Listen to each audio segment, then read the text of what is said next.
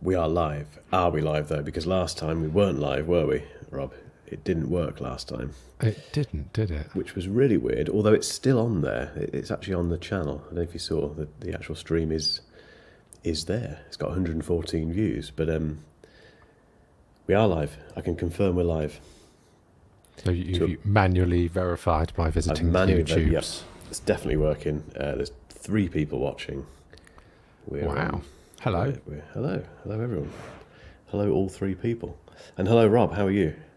I'm ill again. That time of year, isn't it? It is, yeah. It's been a while since you've been ill though, to be fair. From memory.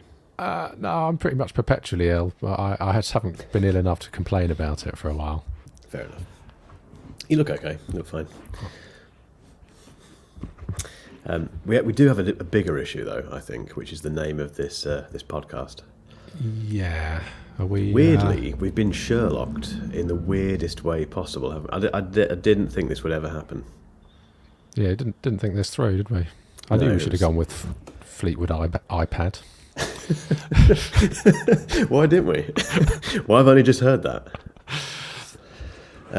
Yeah, well, yeah, it's pretty obvious what we're talking about here, but 8 or 16, if no one's worked this out yet, people who listen to this regularly, it does relate to, it's a reference to the whole 8 gigabyte versus 16 gigabyte of unified memory debate, which no longer exists because you can't, well, you can on the second-hand market, but if you buy a brand new Mac now, it's got at least 16 gig. So technically, I think as you mentioned earlier, it's 16 versus 24, isn't it? Yeah, we're 16 or 24 now. Yeah, that sounds worse, and it's not as exciting. It's not as interesting or as divisive, is it? It's a bit boring now, isn't it? 16's all right. 16's fine. Yeah. Never mind. Or we just stop. I mean, should we just give up? Maybe that's the cue just to end 8 or 16. Go out on a high-ish and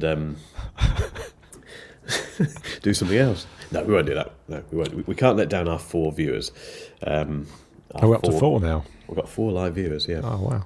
Do say hello in the chat. Yes, please do. Ask questions. We'll I promise we'll hopefully get back to them.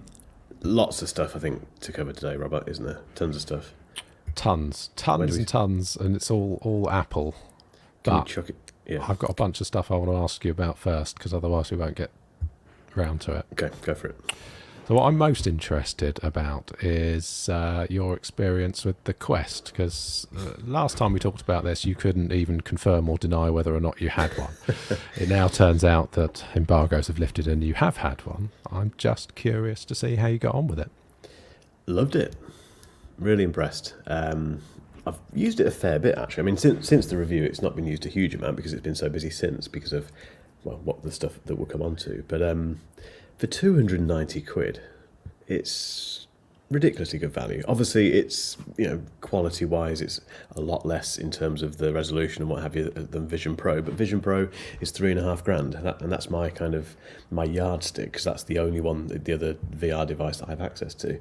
Although I did try the Quest 3 at Pete Matheson's earlier this year, so I've got a rough idea what that was all about. But no, it's just superb. What was interesting, I took it to my sister's a couple of weekends ago, and her kids, they're older than my son, so they, one of them is old enough to use it, and he absolutely loved it.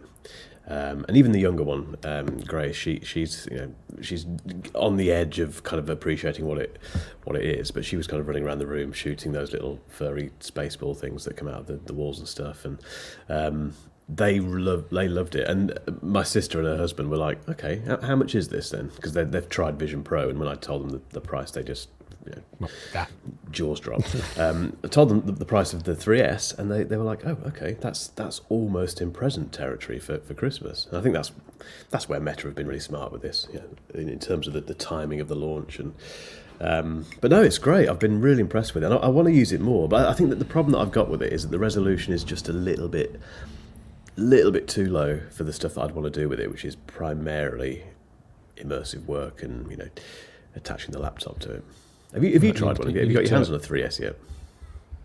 No. Well, I mean, I've got a proper one, haven't I? You've got the proper one, haven't you? Yeah. But I thought you might have give it a go and see what you think.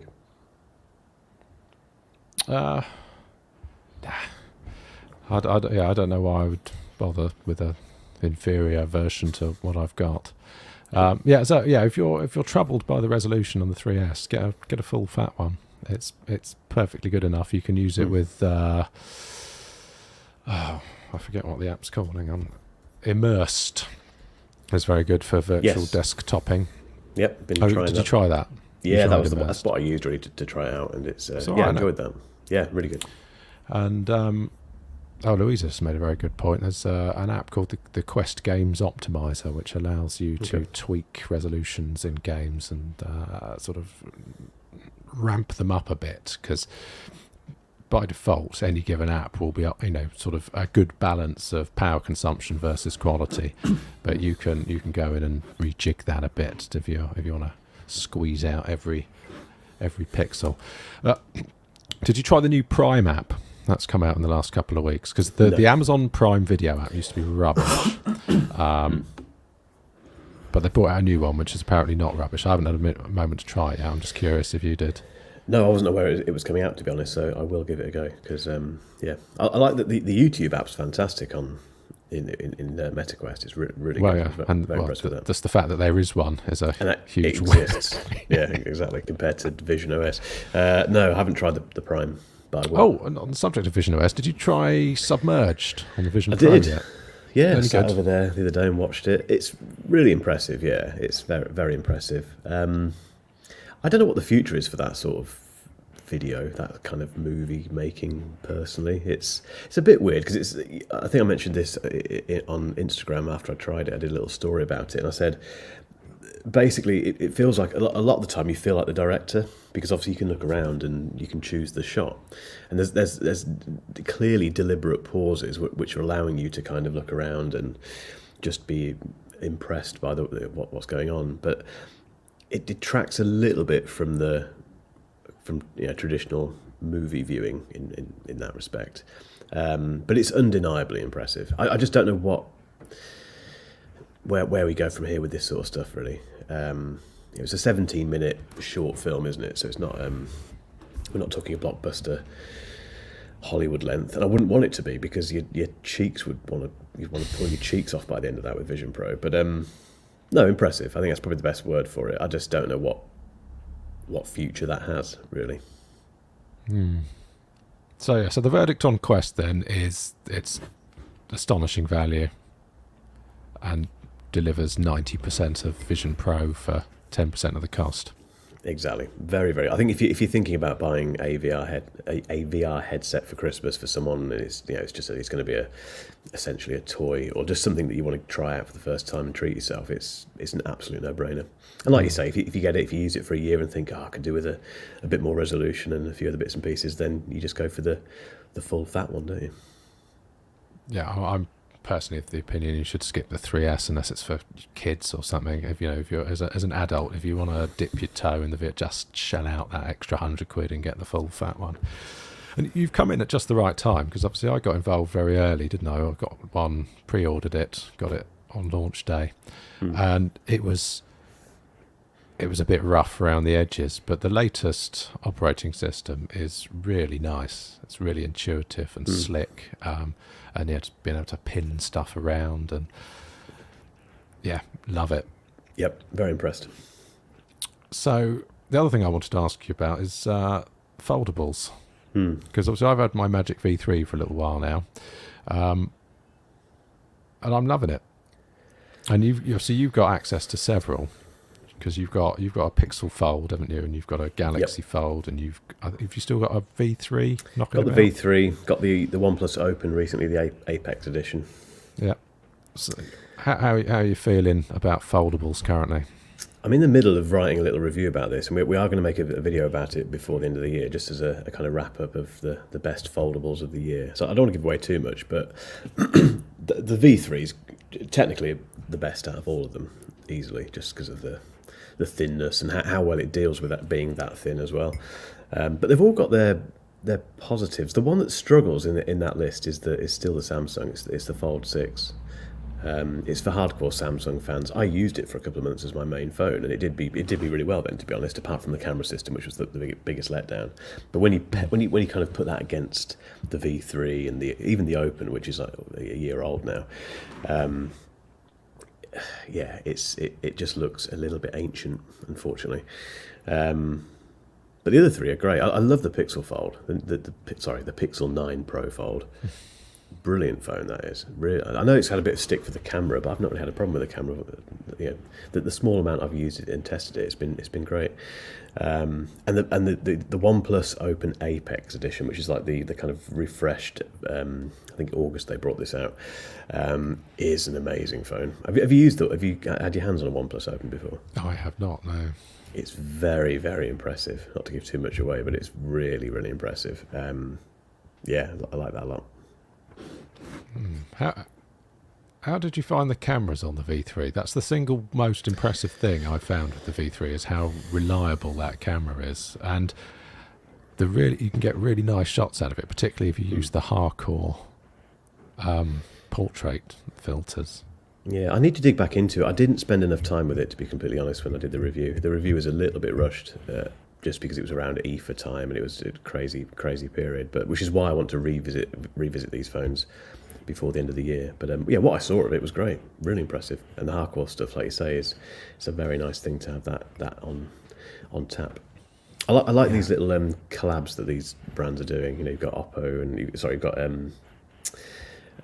OnePlus Open with the Hasselblad stuff, and you know,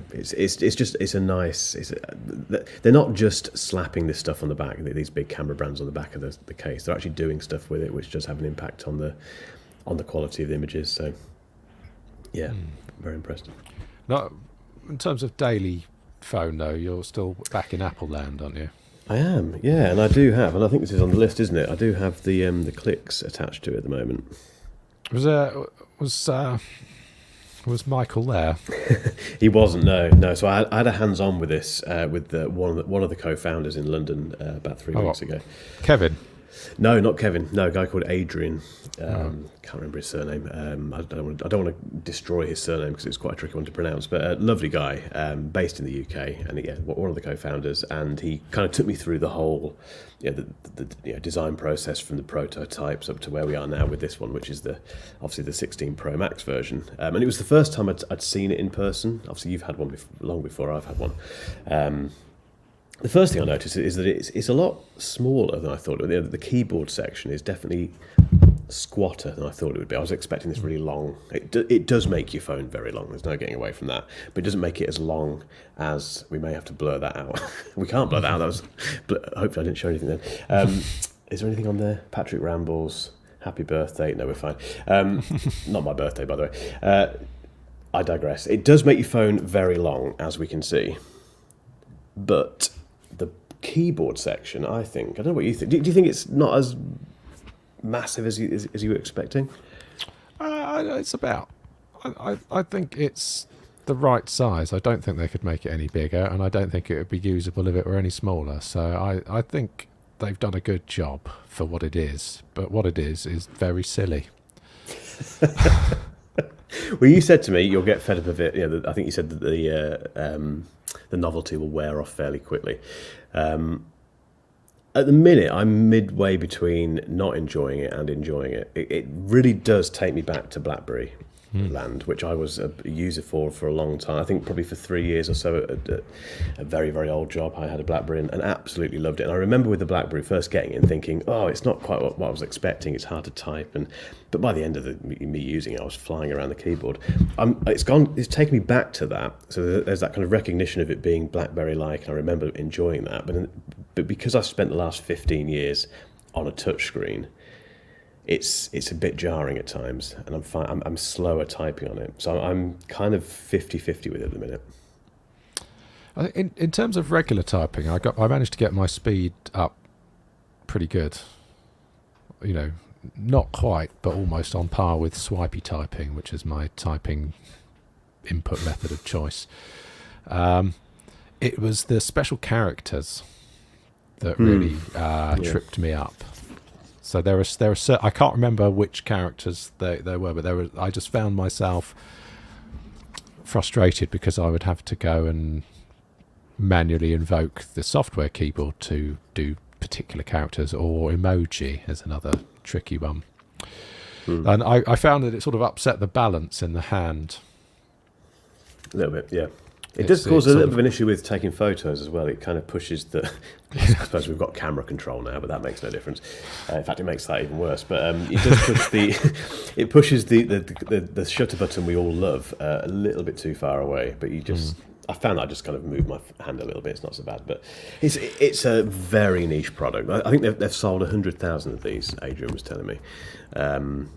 What, in total, including the originals, or just the 16s? In total. Sorry, yeah, since launch. It's not very many, is it? I don't know. I mean, I don't know what to compare it to. That's the problem. I mean, it sounds like a lot to me based on it being such a niche product, and so many people not probably ever having used Blackberries, and certainly the current generation. But I don't know. I wouldn't know what to compare it against in terms of sales numbers. But they were very bullish about that, as I suppose they're going to be, aren't they? But yeah, I'm reserving full judgment at the minute. How are the button cutouts? Because my main beef with my one was that where the buttons are, the rubber is very, very thin, and it kind of feels a bit... So if you sort of pull sideways where the volume keys are, is it really flappy, whereas the rest of it's quite solid? Do you mean this bit here? Yeah. Have they firmed that up? No, they haven't at all. No, I hadn't noticed that until you said that, to be honest. It gets firmer the further you go down. Yeah, so everywhere else it's quite firm, but around the buttons they've just made, rather than sort of engineer some sort of, moving part or cut out or some other case. There are various ways of dealing with this problem of wanting full coverage around the case, but also wanting to be able to press the buttons. They've just made it really thin. I hadn't noticed that until you said that. It's also not waterproof. I found it sort of, catching on things, and just not. I don't even know where mine is. Hang on, if it were going to be in a drawer, it'd be in. No, it's not in that. I don't know where it is. I applaud the. It's fun. It's a fun, silly thing, but I can't see it changing anyone's life. I think the best thing about it is being able to have a full screen of content. That makes a big rather difference. Rather than half the display being taken up by software keyboard. But in practical use, especially as you're not really a shortcuts user, because one of the coolest things about it for me was that you can set up any key combination to fire off a shortcut. You can, indeed. Which is, if you're into shortcuts, is super cool. Maybe it'll get me into it. Who knows? Very, very niche. I'm really glad they've done it. I think we need these sort of accessories. I think really. It does get a lot of comments. Actually, there's been a few people. I gave it to someone. In fact, I gave it to Jen and said, "What do you think about this?" And she said, "Is this a new phone?" I said, "No, keep looking at it." She said, "No, who made this phone?" I said, "Keep looking at it." It's my iPhone. And several people have thought it's a completely different phone, which it does. In fairness, it does look like. It looks like it's something entirely different. But anyway, I'll update on my thoughts on clicks as the more I use it. What might be fun to try and get? There's a guy in Germany that 3D prints. So he salvages original BlackBerry keyboards. Okay. He 3D prints an enclosure, and he's got some sort of modified electronics that basically turns it into a portable. Original, a real BlackBerry keyboard that you can Bluetooth to your phone, and I think it's got a USB so that you can attach it to the device that you want to use it on, so that it's there. I think that's a much better way of adding a physical keyboard to a device, one that you can just put on when you need it and then take it off when you don't. So I wonder if in the future they might look at doing something like that. But I'll put a link in the show notes because it's really cool. So yeah, you can get your favourite BlackBerry keyboard, your OG BlackBerry keyboard, and have it function more or less as it did on the device that it was salvaged from. But you can use it with your modern smartphone device, which is quite cool. Exciting. And they're not expensive. They're about 40, 50 quid. Not bad at all. So yeah, I'll stick a link in the show notes. Cool. So, given that you're in iPhone land, presumably you've updated to iOS 18.1. Yep. Have you tried the new Siri? No. We still don't have it unless we change to US English, Yeah, you do have to set your phone to the wrong English. which I don't want to do. I'm resolutely standing by this. I've had people have told me off in the comments for not just trying it, but I'm waiting until December because we're in the UK. That's when we get it. I mean, I have, obviously, and it's... What do you think? It's... When it works, it's magic. So the ability to just say, set a timer for 5 minutes. Oh, no, wait, make that 10 minutes. Oh, no, hang on, cancel that. You can just have a conversation with Siri and the stuff just happens. Or, put an appointment in my diary for next Tuesday at 2:30. Well, that is a step forward because Siri at the moment has a problem just setting a timer, doesn't it? So if you can actually tell it, have that sort of conversation, that's a massive step forward. I dispute that. I use Siri to set timers all day long. Maybe it's the HomePod that we've got, but the HomePod struggles with the most basic requests, like set a timer for 3 minutes. Yeah, no, setting timers and recording things that you want to be reminded about. Siri's was already brilliant for that. But this conversational thing where you don't have to have this sort of stuttery stop-start conversation and say things in exactly the right way. You just talk at Siri naturally as you would a person, and it just does whatever you ask it to. So yeah, that's very good. Presumably, you haven't tried the AirPods Pro hearing test either, then? No, I haven't. Part of me doesn't want to because I don't want to know if my hearing is going. Everything else is breaking. I don't want to know that my ears are going. My ears are going as well. But I will actually. I think I should do it. Bearing in mind I do this for a living, I should at least give it a go. I suppose. Have you given it a go? No, I haven't, because you need the latest AirPods Pro firmware, and mine hasn't updated yet for some reason. So I keep leaving it on the side, and it'll turn up when it turns up. So as soon as I can do it, I will do it. But I'm pretty sure my hearing is dreadful now, versus when I was 20.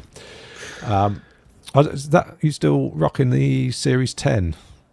I am. Apple Watch? Yeah, I'm going between that and the Huawei Watch Ultimate, which I really like that watch in terms of being a bit more dressy, for want of a better word. If we're going out somewhere or whatever, or just at the weekend.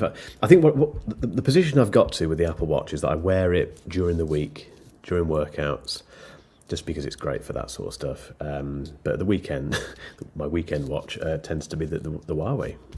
They haven't asked for it back yet, so I might as well carry on using it. If you're listening, Huawei. But yeah, it keeps running out of battery, the Apple Watch. I had that yesterday. I went to bed last night at about 10:30 or something, and didn't realise that the watch had ran out 3 hours beforehand. I still had this issue. I've got into this thing where I'm used to these other watches that last for days and days, and it's become intrinsic for me that I just don't charge the watch as often as possible, and I haven't gone back to my Apple Watch charging routine. So completely on me, but it is a bit annoying. But it charges so quickly.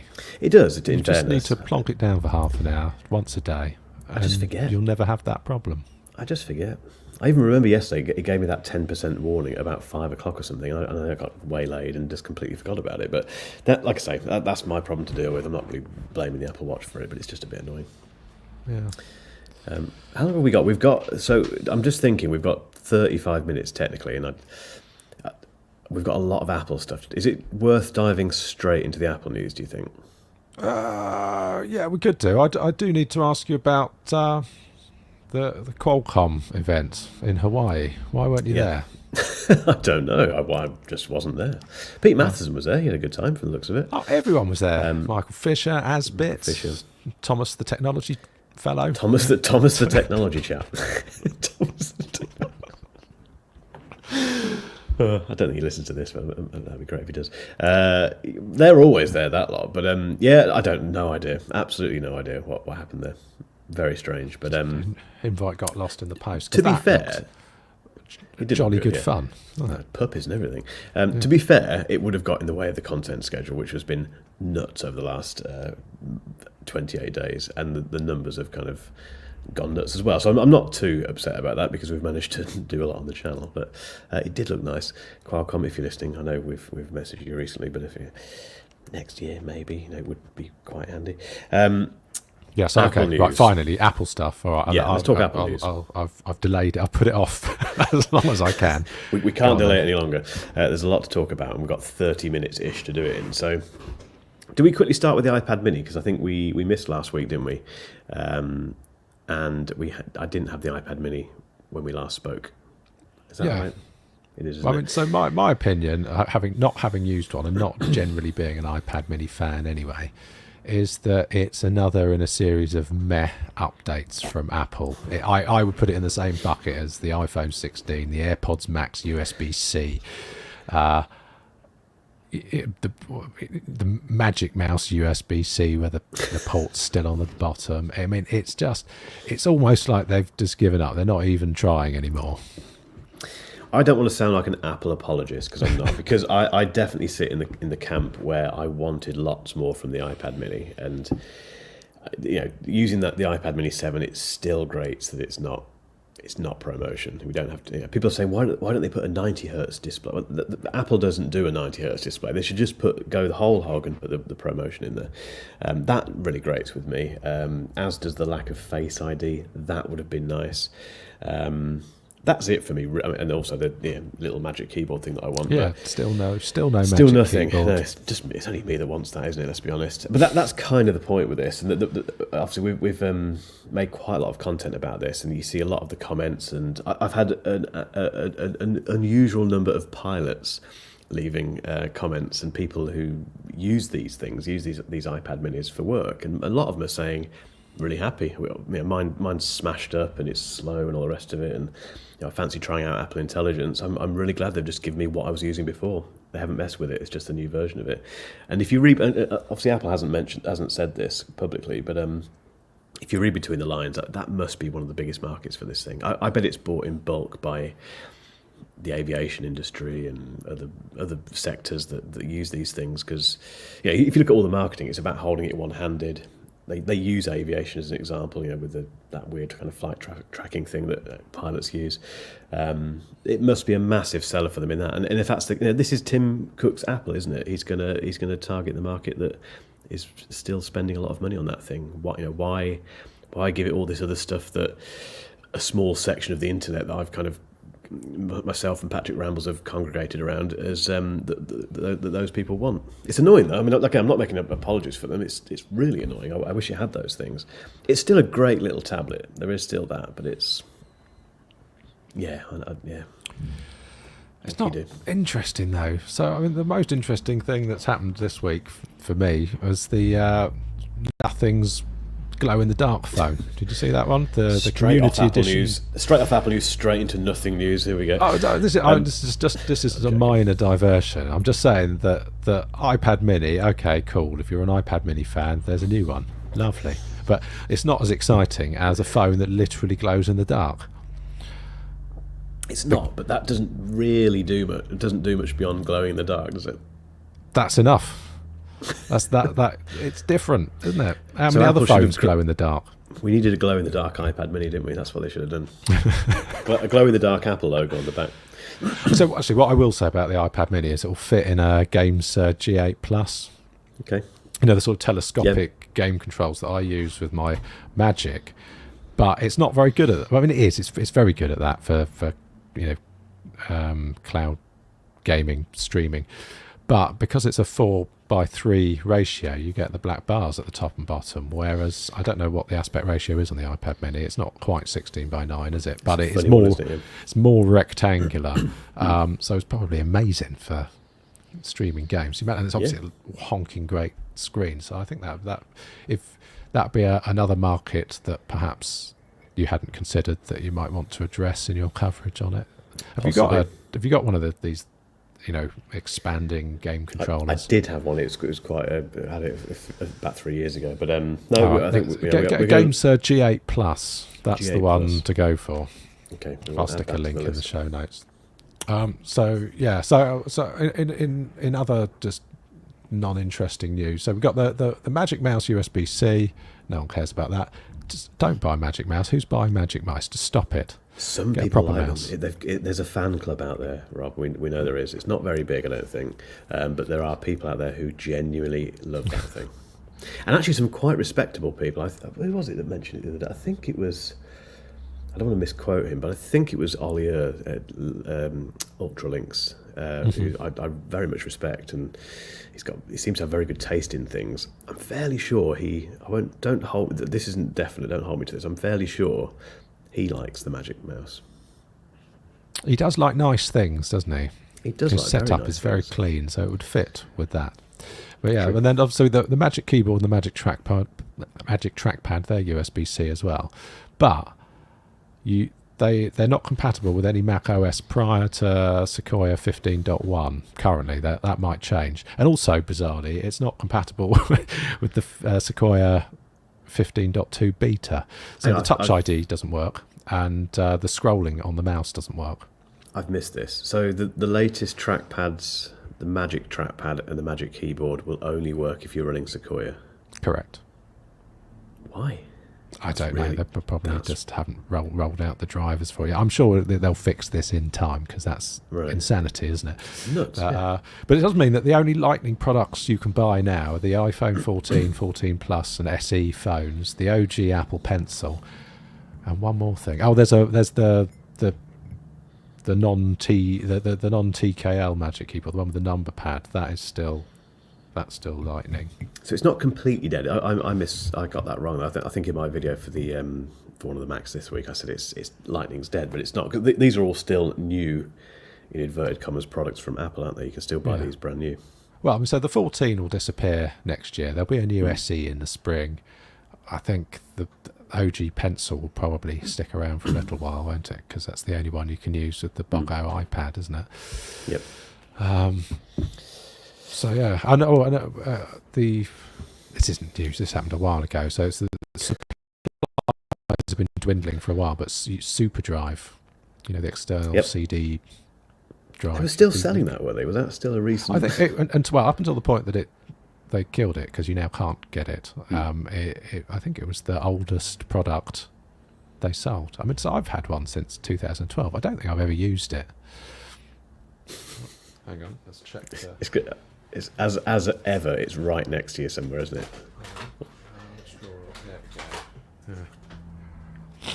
So yeah, just a bit of history. I'm quite glad I've got one, because It's still quite a nice looking thing, isn't it? Yeah, I have no idea whether it. Well, I don't know if it ever works, because I say I've never used it. I just bought it because I thought I might need to use it at some point. But yeah, even if it is not broken, it's in working order. I don't know. Does it still work with modern Macs? Who knows? Might give it a go. Give it a go. We do it live. That would also involve trying to find a CD. Yeah, which no one's got, have they? Anyway. So anyway, that, all the moans out of the way. What is exciting is M4 week. Yeah. Just quickly, what do you think about the way they did this? Because it's totally different to so practically, in fact, definitely completely a year ago, we had what was it called, Scary Fast thing, didn't we? Which was this Halloween themed M3 MacBook Pro launch, which for us in the UK was about midnight. I remember that being a horrendously long couple of days. Kind of knocked me out for about a week afterwards, but I've read somewhere that there was they got a bit of feedback on that it was a bit too short and just not very good in terms of when it was positioned. So they've stretched out this year's big Mac updates across 3 days, and we had this kind of Monday to Wednesday new product each day type thing. I liked it. It caused a bit of an issue with content because they'd launched the iMac on Monday, so we'd make a video about it, which is then published the day after. And as soon as you publish the video about the iMac, they launched the Mac Mini, and it doesn't help in terms of search traffic and all that sort of stuff. But the videos have still done quite well, to be fair. But I put that to one side. I quite liked this approach of kind of just dropping little presents each day. What do you think? You froze, and so I didn't hear any of that, but I get the gist of it. But so I think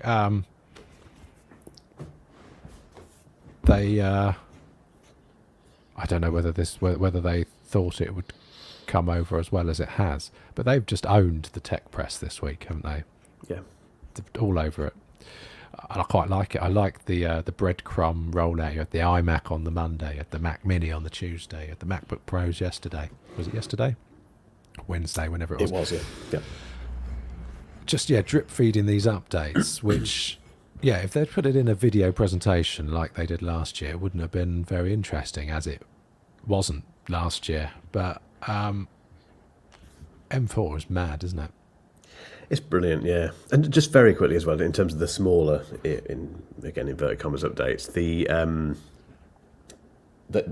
end of the M4 MacBook Pro thing, that was yesterday, wasn't it? I've lost track of. No, it wasn't yesterday. It was Wednesday. It was 2 days ago. The end of that, John Turnus basically said, "Oh, just one more thing about the MacBook Air. We're upping that to 16 gig starting from 16 gig for unified memory. And if you look at it, they've done the same thing with the M2 version. So it's the M2 version and the M3 version of the MacBook Air doesn't start with 8 gig anymore. It starts with 16. And didn't get the M4 chip, but that'll come in the new year, I would have thought. And regardless, you can't buy an 8 gig MacBook, in fact, Mac anything anymore. But the fact they did that with the MacBook Air as well.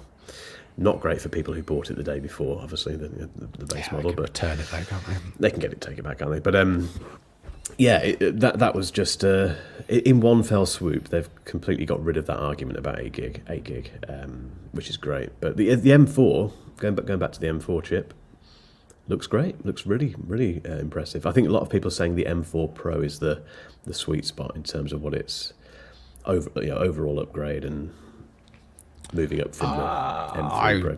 I would say the opposite of that. I think the Bogo M4 is ludicrous value. So it's the single core king. It's the fastest single core chip on Geekbench. It outperforms the flagship Intel Core i9 by quite some margin, by about 16%. Nuts. Which is nuts. Obviously, it can't compete on multi-core because the flagship Core i9 has got 300 cores. But in terms of single core performance, it's insane. And then the M4 Pro outperforms an M2 Ultra. Yeah, I think that's what people. I know our friend Vadim has been talking about this. Yeah, so essentially you can get Mac Studio performance for half the price, which is cool. But I think on a value per performance basis, you can get an insane amount of computing power, for 600 quid if you buy a base spec standard M4 Mac Mini in a tiny box that fits in the palm of your hand. The Mac Mini, I mean, let's quickly talk about it in order. Let's very quickly cover the iMac. So the iMac was the first one on Monday, wasn't it? The M4 iMac. Mm-hmm. Again, starts at 16 gig now. The pricing is interesting across all of these because in the UK, we've had a 100 quid price saving across the board. We looked into this earlier in the week, and it's definitely the case. I think the US pricing, there's only one tier that has kind of had that $100 reduction, but otherwise it's the same in the US. As last year, but this year, this has happened a few times actually this year. I think with the iPhone, was it the iPhone? Maybe not the iPhone. There's been a few products that Apple have released this year that have been cheaper over here, which is nice.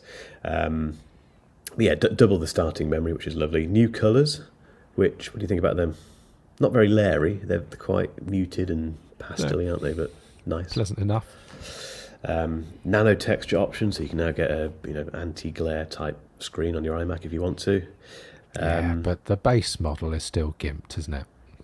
So how is it gimped? Binned. Okay. You got the binned SoC with 8 cores rather than 10. It's only got the 2 ports, although they are at least both Thunderbolt 4, which is good. You get the non-Touch ID keyboard. You get the non-Ethernet enabled power brick, and it's probably only got one fan, like the last one, so it won't perform very long. It won't perform at peak performance for as long as what the one with the proper cooling system. However, the iMac, as I've said before, is for kids and kitchens. No one cares. It'd be fine. Yeah, no one cares. And again, those Apple knows this. Yeah, Apple knows that. Why put all that stuff in it and make less money? And no bigger one. No. No, I made a video about this, and the concluded TLDR of that video was it's probably not going to happen. I still just think that Apple says you get yourself a 24-inch iMac, or if that's not big enough, get yourself a Mac Mini, particularly now, and a studio display to get a bigger screen. I think. I mean, so what you can pick up studio displays for how much? They're not. If you're okay with the fixed stand that has less, I think it only tilts, doesn't it? So if you can make do with that, and you don't need the textured option, then you shop around because it's been out for a while. You can get a studio display for about £1,200. You must be able to, yeah. And if you get a base M4 Mac Mini, that's £600. So you're about £1,800. £2,000, say, which is about what 27-inch iMac used to cost back in the day, anyway. Yeah. So, and that's a lovely setup. That's a really lovely setup. But yeah, it's so small. If you're like, oh, but I want it all in one, because this thing's so small, you just Velcro it on the back. Exactly. Get a bit of gaffer tape out, and but just closing off the iMac thing. So there was nothing else in terms of no design change. Obviously, with the iMac, it is what it is. But it's a lovely. I still think it's the prettiest aesthetic change they've made to the Mac in the last few years. To be honest, it's a lovely thing. And like you say, the people who want it, they'll be happy with it. They'll buy it. They'll put it in the kitchen. They'll put it in the kids' bedroom, whatever, and it will do a very nice job. Then the day after that, Tuesday, we had the Mac Mini. And for me, I think there's 2 stars of this week. One of them definitely was the Mac Mini. And I've got 2 of them on the way. I've got I bought an M4 Pro version and spec'd that up as much as I could stand, basically, which was everything apart from all of the storage. So basically M4 Pro with all the cores and stuff, 64 gig of unified memory, 2 terabytes of storage, which cost £600, and the 10 gigabit Ethernet, which I probably won't use, but Patrick Rambles did it, so I just copied them. Rambles must have got 8 terabytes as well, because he does that, doesn't he? He does normally. He didn't with this one. No, I think he's got the same spec as me. Yeah. I mean, the thing is I don't think there's any need to upgrade the storage now that the Pros have got Thunderbolt 5, which has got, what's the throughput on Thunderbolt 5? 120 gigabits per second. There are already sort of Thunderbolt 5 external SSDs and enclosures sort of coming onto the market. So Sabrent, I don't know how they pronounce it, but they make sort of premium accessories, don't they? Are you familiar with this brand? I've heard of them. Yeah. Yep. I've got a what's that? I've got one of their 10-port USB hubs. That's separate. Okay. But, the long story short, you can get near native read-write speeds over Thunderbolt 5, so there is no need to upgrade the internal storage now, I don't think. No, I agree. I think the only reason I went for 2 terabytes is because I want to do a lot of music stuff with this one, and I quite like having music stuff installed on the internal SSD, just for. Again, you don't need to, given the speed of those Thunderbolt ports. But anyway, so I've got that one on the way. I mean, to be fair, even with the BOGO one, even with the base spec, so the regular M4 Mac Mini has got Thunderbolt 4, yes, which is still fast enough. My homebrew SSD that I made, I get near native speeds over Thunderbolt 4 with that. So I think, people shouldn't feel the need to get an M2 Pro just to get that Thunderbolt 5. I don't think people will they? Again, it's a very unique use case, really. It's for people who know what that means and what and have a very specific reason for needing that sort of speed. But I have that base spec on the way as well. So I've just bought the bog standard 599 M4 standard Mac Mini, which I think looks like it could be one of the best Macs they've ever made if it stacks up to it. Can you please benchmark the drive? I don't do that sort of stuff normally. No. I'm asking you as a personal favour for me. So, okay. Given that the performance of the standard M4 for single core and multi core meets or exceeds that of the M2 Pro, I think I could go from my M2 Pro to a standard M4 and not notice any difference, because I'm not really using all of the additional headroom that the M2 Pro affords. Because if you recall, when I moved from an M1 Mac Mini to my M2 Pro, I didn't notice the difference. No. Apart from the headroom. So obviously I run iStat menus, and everything just halved. All the numbers of the percentages for how much just halved, and that Yep. but it didn't feel any different. I think the single core performance on the M4 is so high that it would be noticeable, even though the standard M4's memory bandwidth is half that of the M2 Pro. And so this is why I'm asking you if you can do a Blackmagic speed test on the drive. I want to know how much slower the drive is, because those two things, the memory bandwidth is 287 gigabits per second on the M2 Pro, and it's like 120 for the normal M4. But also the drive, I think they use a higher quality drive in the Pros, because I get like 6 gigabits per second read write on my M2 Pro machine, which is double that of the M1. Yeah. So that's why I want to know. So it'll probably change. When I looked at what I could chop in my M2 Pro at Computer Exchange, I could switch to a base spec M4 and have 200 quid in my back pocket. I'd probably just I'll do the benchmark for you anyway when it comes, but I'd probably just do that. To me, that makes a lot of sense. You can just do it. I would personally, given that this is a completely new design as well. They've done what they should have done with it. They made it much.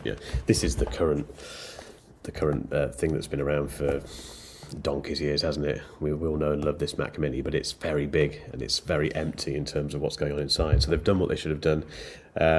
They have the one thing that is, I knew this was going to happen as soon as I saw it. The one thing that has dominated the commentary about this, and I bet Apple's absolutely loving it, is the placement of the power button. So if people aren't aware, I'm sure they are by now, you can't really avoid it.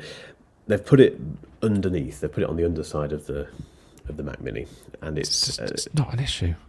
If you want to talk about something power related on the Mac Mini, it's the fact that they've managed to shoehorn the power supply into the chassis. There's no external power brick. You just plug a figure of 8 kettle lead into it. But for whatever reason, they've put the power button on the bottom of it. But it's not actually on the bottom of it, because again, I'll wait until I get mine, but it looks like you can quite easily slip your finger in there and turn it on. And regardless, who turns off their Mac Mini every single day? I don't think anyone does. Anyone ever turn them off? I don't know. Have you seen some of the contraptions that people have designed to make it easier to turn on? No. There's one where it's like a kind of a plastic thing that you kind of put on top of it, kind of grips around here like this, and then you pull something here, and it kind of, there's a little lever that then presses the power button. It's a real thing that someone's designed and has printed with a 3D printer. Right. So people have too much time on their hands, don't they? Tell me about it. Anyway, so that's not an issue whatsoever. The fact it's got USB ports on the front, USB-C ports on the front, for me is brilliant. I wish it had an SD card. I was so excited about it. I completely forgot about the lack of an SD card slot when I was making my video about it. But that is a downside for me. The fact it doesn't have that is a bit of a bummer. But it does, in fairness, have a couple of USB-C ports and a headphone jack on the front as well, which is, again, a bit divisive. That, for me, that's great, because I don't leave my headphones plugged in. I use them now and again, and it's just easier to kind of put them in and out at the front. But some people use that headphone output to power or to feed to speakers, and they leave them plugged in all the time. There's a way around that. You can get a USB-C to 3.5mm converter, obviously, but yeah, it's a bit divisive. I mean, so the things that hold me back from getting one are, one, I don't need it. I'm not even. So I've got like OBS running that's doing chroma keying. I've got audio hijack running that's recording the audio. I've got Chrome running with StreamYard here. A bunch of other background processes. I'm using 20% of my CPU and 20% of my memory. So I don't need one. So that's the first problem. The second problem is it only comes in silver. Why is it not available in the iMac colours? I'd convinced myself that it was, I think because all the rumours about it being roughly the same size as an Apple TV. I was expecting. I had it in my head that it would look like an Apple TV and have the same color option, a black version of it. Yeah, no black version. Why not? I don't know. It's brilliant. And there was that rumor, wasn't there, ages ago about multicolored, like you say, iMac colored Mac Minis, and that hasn't happened either. It's just the exact same silver that we've got now.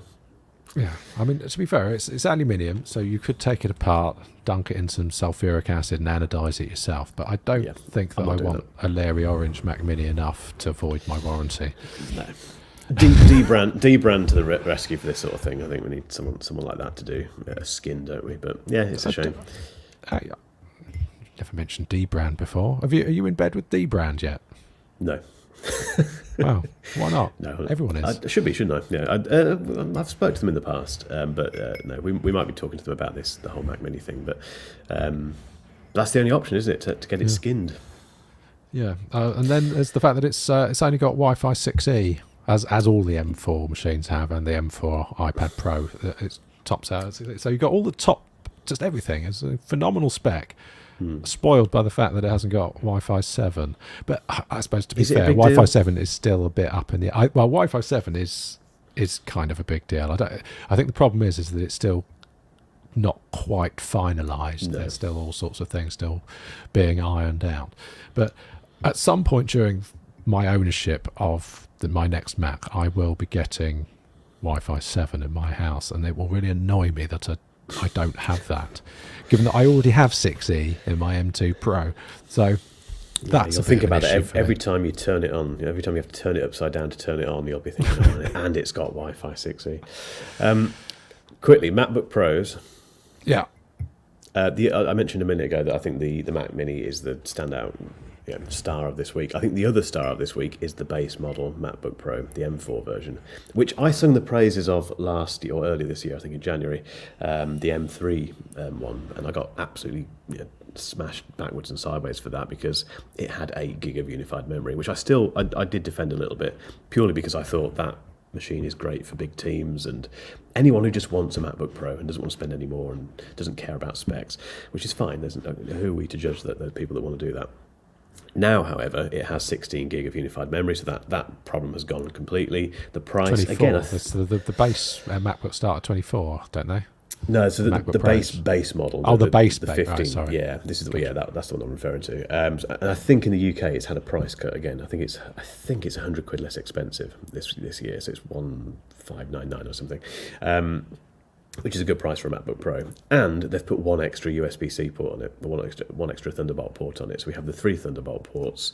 And if you compare it against a similarly spec'd MacBook Air, which is about £300 cheaper, for the same amount of storage and all the rest of it, and unified memory, you get so much more with that MacBook Pro. You get all those ports, you get a much better display. It's got 1,000 nits of standard definition brightness now. You get the SD card slot. You get active cooling. It's for £300. We do moan a lot about Apple and their pricing and charging £600 for 2 terabytes of storage. But the difference between that similarly spec'd MacBook Air and that base model, 1599 MacBook Pro, the M4, is significant. You're getting a lot for your money, basically. So I think that's an amazing laptop. And I think the other ones above that, the M4 Pro and the M4 Max and the 16-inch version, you only need those if you really. I mean, you've just demonstrated what you're doing with an M2 Pro Mac Mini. You only need those big, powerful MacBook Pros if you're doing an awful lot of stuff, and it's mission critical, which a lot of people aren't. What do you think? I just remembered something about why I haven't yet pulled the trigger on an M4 Mac Mini. I'm curious to see how the performance holds up with that smaller enclosure, because obviously the thing with the Mac, the old chassis is that it's mostly air, and I've never heard the fan spin up. Yeah, I am dubious about whether or not that silent computing experience will still be a thing with an M4 Pro Mac Mini. We shall see. I'll do my best to push it and see what we can do with it. But a lot of people have mentioned this, are a bit concerned about it, because one of the big selling points of the Mac Mini is that like you say, it's silent, isn't it? I don't think I've ever heard the fans come on any of the Mac Minis that I've used. So we will see. I'm sure they've thought about this, and we'll see. Who knows? There's a lot of they've got that graphic, haven't they, of how the airflow goes through the bottom of it. It's a bit like a Mac Studio design, isn't it? It's raised off the ground a little bit, and it's got or the trash can Mac Pro. That's true. That went down. They engineered themselves into a thermal corner, famously. So, yeah, I'm curious to see how that holds up. But yeah, it's mostly whether or not I can live with the SSD speed on the Bogo one. Because I say, if I can just do a side grade, I'd lose a bit of GPU performance. So the metal performance on the M2 Pro is bonkers, because it's got many more GPU cores. I think it's about 75,000-ish Geekbench metal score versus 50,000 for the regular M4, which is fine. I mean, that's still more than the last 16-inch Core i9 MacBook. So, yep. Which again was fast enough for most people. It was indeed. Good week for Macs then, really. Do you think is the TLDR it's been a good week for the Mac? So, yeah, there's never been a better time to buy a Mac. That's faster, cheaper, more RAM or unified memory. You can't lose. If you've still got an Intel Mac, just get shot of it. Buy one of these now, because we're very much iterative now in terms of performance. I know that the M4, like you say, is very, very, very impressive, but it's mainly being compared to the M1 and the Intel stuff, and some obviously Intel PC platforms. But the M5, whenever that arrives next year, that's going to be. I mean, okay, it might be a huge leap, but equally it may not be, and it's just. Yeah, I think these updates are incredible. Just that base spec. If you want a MacBook Pro and you don't want to spend a whole bunch of money, that base spec MacBook Pro you don't have to do anything to it. Just buy it as it is and enjoy it. And the Mac Mini, I will reserve judgment, but I think this could be possibly the best Mac they've ever made. I think, possibly. The iMac is the iMac, isn't it? It's great. What more can we say about that? The MacBook Air, okay, it didn't get the M4, but it did get 16 gig of standard. So, again, you can't really complain, can you?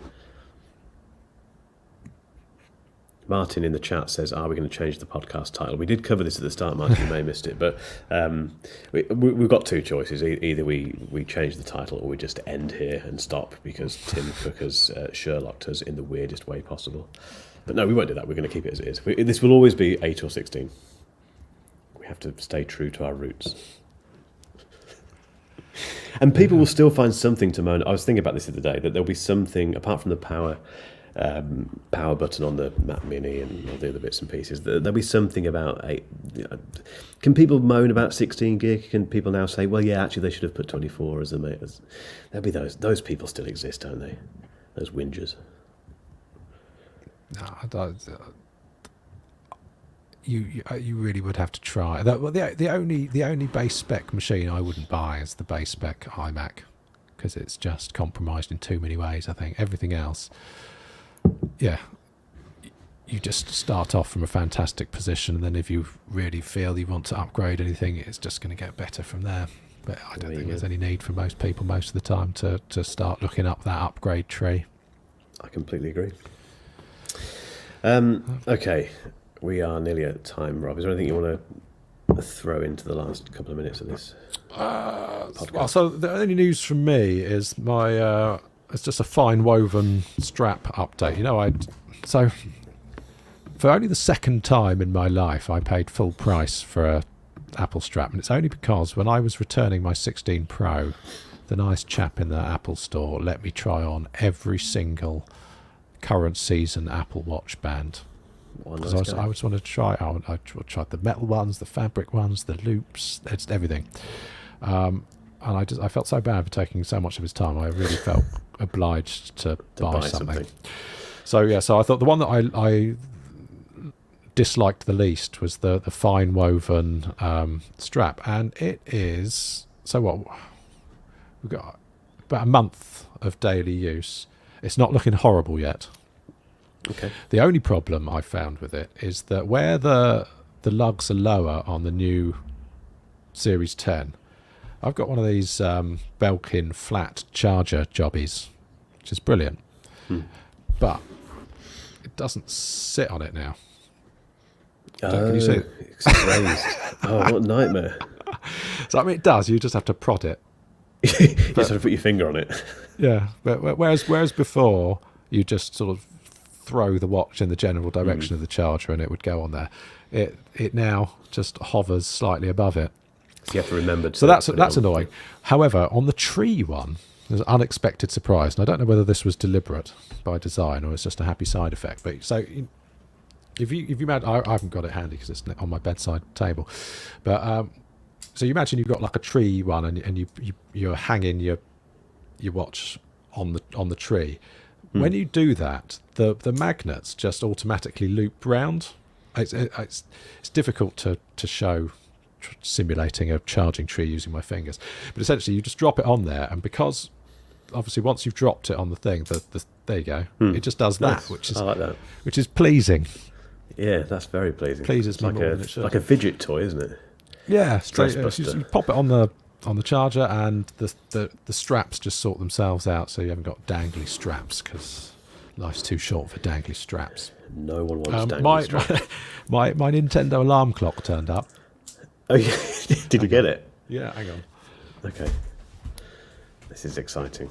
This is why you need to watch the live stream. So anyone who's still listening to this, the audio version of the podcast, we have a live stream. We've been on YouTube now for a while. I'm padding now because Rob's disappeared. But this is exactly why you should be watching us on YouTube, because we get to see things like this. I was padding then, Rob, relentlessly, but you seem to have you got it? Yeah, so I haven't unboxed it yet, but it's much smaller than I was expecting. Okay. What So, were you yeah, it's expecting? very, That looks very, about the right size. That would be what I would be expecting. Oh no, this box is mostly air. It's Okay. about the same size as the picture on the box. Okay. It's very small. That's cute, But anyway, though. so I won't be using it because I'll give it to it'll be a Christmas present for my daughter to gamify waking up. So that's turned up. Also, in slightly related Nintendo news, they've launched a music streaming service. Did you hear Of course about they this? have. What- I mean, what's on Nintendo games have got good soundtracks. that? To be fair, they genuinely are have. generally bangers, aren't they? So yeah, you can now stream the music from all your favourite Nintendo games if you're a Nintendo Online subscriber. Is it the original kind of 8-bit tunes, basically? Is that what it is? I don't know what's in the library, but because I haven't tried it, but I imagine it's probably vast because it'd be a rubbish service otherwise, wouldn't it? So I'll stick a link in there. I love Nintendo music, but it would be a weird listening session, wouldn't it? Just sitting down and listening to all the Nintendo game music. Do you know what? Mrs. Rob and I, our wedding, we had the orchestral version of the Super Mario Galaxy soundtrack playing as people came in. Amazing. I thought you said that's your first dance. No. What else is new? Oh, there's loads of new software come out. So, I'm all about those little sort of helper tools, automating stuff. I'm all about that. So Hazel. Have I talked about Hazel before? Yeah. So Hazel is, for those that don't know, is like a file automation application. So you can have it monitoring your downloads folder or your desktop or whatever, and it can perform any number of operations on files that appear in those folders. So you can set up as many automations as you like in as many places as you like, have it tag stuff, move stuff, put stuff into subfolders. It's super cool. So or even upload stuff to other places. So it just means that any situation where you would manually put a file somewhere and then do something with it, you can have Hazel do it. So anyway, there's a new version of Hazel. There's a new version of iStat Menus that just came out this week, iStat Menus 7, which I'm a big fan of. I did briefly flirt with Sensei, which is an alternative, but I don't know, it's a bit sketchy. So I've gone back to iStat Menus. There's a new version of Clean My Mac. Nice. Yep. big fan of that. You've mentioned Clean My Mac before, haven't Yeah, you? we've worked with them a few times. Yeah, not So recently. have you not got an affiliate link? I'd jump on that because the new version of Clean My Mac, I mean, it does the same thing. I'm fairly sure that a lot of the sort of cleaning caches and all that, it's all snake oil, really. I mean, because obviously each time you do it, it appears to save you 17 gigabytes. But it's just going to fill up again every time because those caches and logs and things, they're continuous. What it is really good at is telling you when there's new versions of software. So it'll check all of your apps to see if there's an update available, and finding big files that you'd forgotten about. That is a big thing. Yep. It makes it really easy to find. We're not sponsored by Clean My Map, we should say, but sorry, we might be. I was sponsored by them, but we're not for this. But no, it's great for that, particularly the big files thing. That makes a huge difference. There's a fairly big update to Alfred, the Yep. key. I'm a big fan of like apps that are like Spotlight. So you do the Apple key space, you get Spotlight, and then you can just type in stuff, and then it returns useful things. Alfred is Spotlight on steroids. The new version 5.5 is a pretty big update. It's got a bunch of cool new stuff in it. I'm still on Raycast. I find Raycast sort of appeals to me more. So Alfred is like like Spotlight Pro.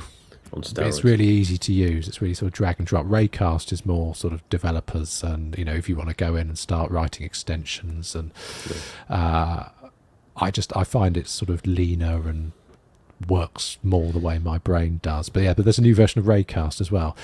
And Fantastical on Windows. Yeah, I mean, I think that's probably the thing that would excite you the most. Possibly is those rare occasions where you're forced to use a Windows machine. You can get Fantastical on Windows now. Nice, I'm happy, but that is good. That is genuinely good news. Actually, that's one thing I always miss on Windows, or one of the things I miss. Yeah, lots of updates. Right, really quickly, 60-second pitch for the silly thing, Rob, that you've put here.